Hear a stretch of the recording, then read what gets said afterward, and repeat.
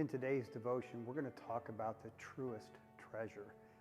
As a grandparent, one of the things that I enjoy most about this season is watching our grandchildren open up their gifts.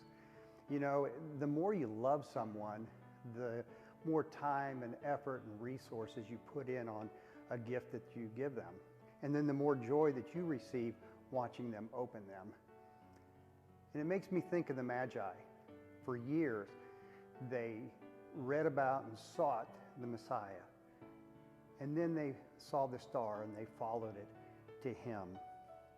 And in Matthew it says that when they saw the star, they rejoiced exceedingly with great joy. Rejoice with great joy. What brings us joy? And I thought about two treasures that are given for one reason, and that reason is love. And the first one is the treasure that God gave us, his Son. It shows us the love that he has for us. And then the second treasure is us giving back to him in love.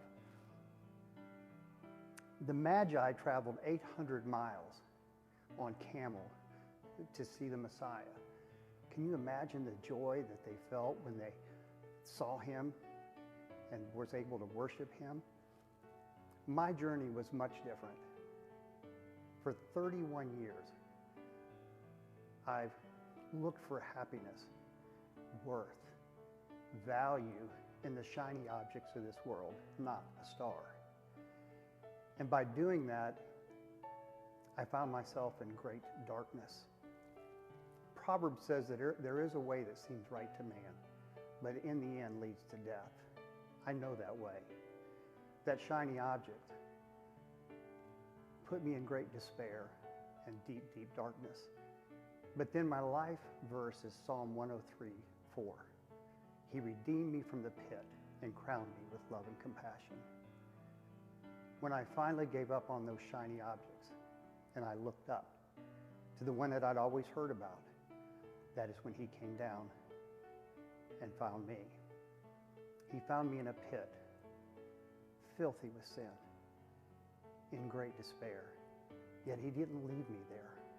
He came down in that pit and he brought me out and he cleaned me up and he put me in his arms and he loved me.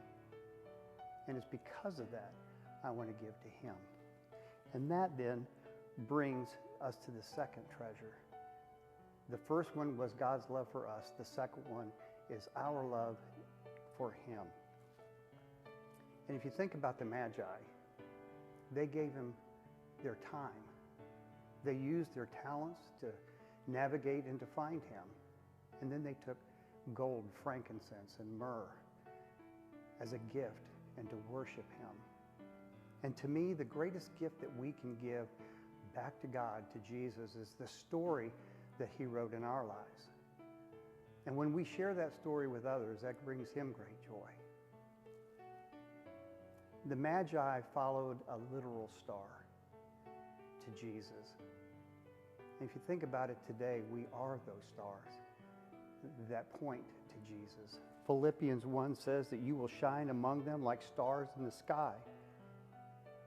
When we understand the truest treasure, Jesus Christ, and the love that it took for God to send him, that is when we want to then bless him with our treasure.